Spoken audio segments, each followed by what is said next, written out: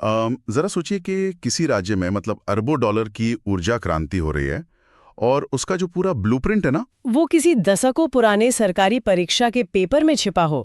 सुनने में थोड़ा अजीब लगता है, लेकिन ये सच है। बिल्कुल।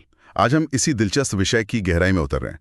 हम 1999 से 2015 के बीच जो प्रतियोगी परीक्षाएं हुई, उनके सवालों के जरिए देखेंगे कि कैसे राजस्थान का ये सूखा भूगोल एक विशाल ऊर्जा संसाधन में बदल गया। मतलब अक्सर हम ऊर्जा विकास को सिर्फ बड़े कारखानों से जोड़कर देखते हैं ना। हाँ, या फिर सरकारी घोषणाओं से। सही कहा। लेकिन इन पुराने परीक्षा पत्रों के जो तथ्य हैं वे दिखाते हैं कि निवेश, भूगोल और प्रशासन ने मिलकर इस बदलाव की असल नींव कैसे रखी। तो चलिए स्रोत में दी गई 2015 की एक परीक्षा के प्रश्न से शुरू करते हैं। इसमें पूछा गया था कि 2014 में नाल्को यानी नेशनल एल्यूमिनियम कंपनी लिमिटेड ने अपना दूसरा पवन ऊर्जा संयंत्र कहाँ लगाया था।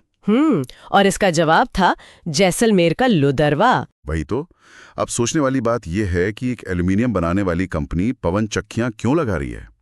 ये तो ऐसा हुआ कि कोई बेकर अपनी ब्रेड बनाने के लिए खुद ही खेत में गेहूं उगाने लगे। अरे ये एनोलॉजी बहुत सटीक है।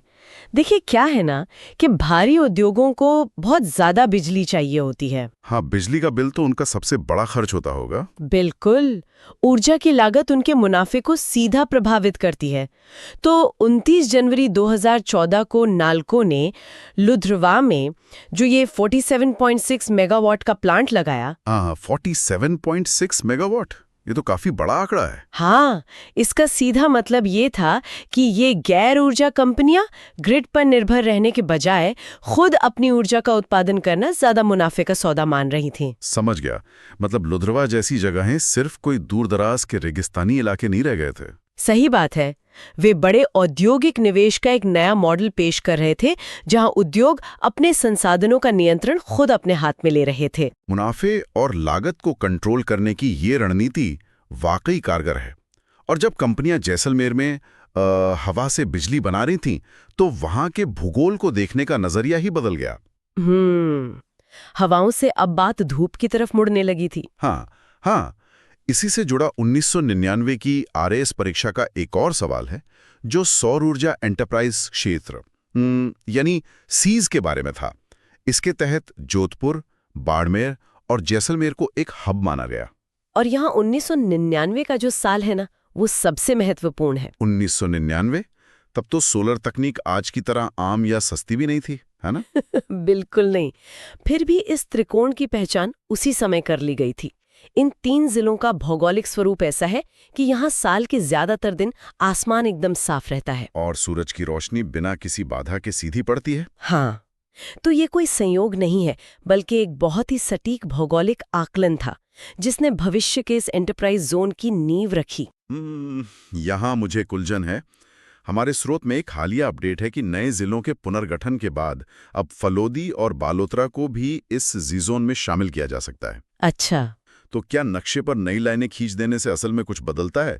मेरा मतलब है, धूप तो फलोदी में जिला बनने से पहले भी उतनी तेज पड़ रही थी ना? ये बहुत ही अच्छा सवाल है। देखिए, भौतिक रूप से धूप भले ही वही हो, लेकिन प्रशासनिक सीमाएं बदलने का सीधा असर अर्थशास्त्र पर पड़ता है। अच्छा, वो कैसे? जब कोई नया जिला बनता है तो उसका अपना अलग प्रशासनिक ढांचा होता है, नई नीतियां बनती हैं और सबसे जरूरी बात, उसका अपना बजट तय होता है। एकदम सही, उसका अलग बजट तय होता है। फलोदी और बालोतरा को आधिकारिक रूप से इस जोन में शामिल करने का मतलब है कि अब विकास के इस नक्शे में इन नए क्षेत्रों को सीधा निवेश मिलेगा। सब्सिडी और नया इंफ्रास्ट्रक्चर भी तो मिलेगा। बिल्कुल। ये सिर्फ कागजी बदलाव नहीं है, बल्कि ऊर्जा परियोजनाओं का एक रणनीतिक विस्तार है। यानी भौगोलिक वास्तविकता के साथ जब प्रशासनिक नीतियां जुड़ती हैं, तो पूरा परिदृश्य ही बदल जाता है। हाँ, और यही बात श्रोताओं के लिए समझना सबसे जरूरी है। सही कहा। ये स्पष्ट करता है कि राजस्थान का ये हिस्सा, जैसलमेर, जोधपुर, बाड़मेर और अब फलोदी और बालोतरा, केवल एक रेतीला रेगिस्तान नहीं है। बिल्कुल नहीं। ये लुधरवा की हवाओं और सीज की 80 में धूप से चलने वाला एक विशाल पावर हाउस है। एक ऐसा पावर हाउस जो अपनी सीमाओं और निवेश क्षमताओं को लगातार नए प्रशासनिक ढांचे के साथ बढ़ा रहा है। और तेजी से आगे बढ़ रहा है। तो आज की इस चर्चा को समेटते हुए सुनने वालों के लिए एक विचार छोड़कर जाते हैं। अगर फलोदी और बालोतरा जैसे नए जिलों के बनने से एक बड़े सौर ऊर्जा क्षेत्र की सीमाएं फिर से तय हो सकती हैं? तो भविष्य में प्रशासनिक नक्शों का ये बदलाव भारत में नवीकरणीय ऊर्जा के बड़े प्रोजेक्ट्स की राजनीति और अर्थशास्त्र को कैसे प्रभावित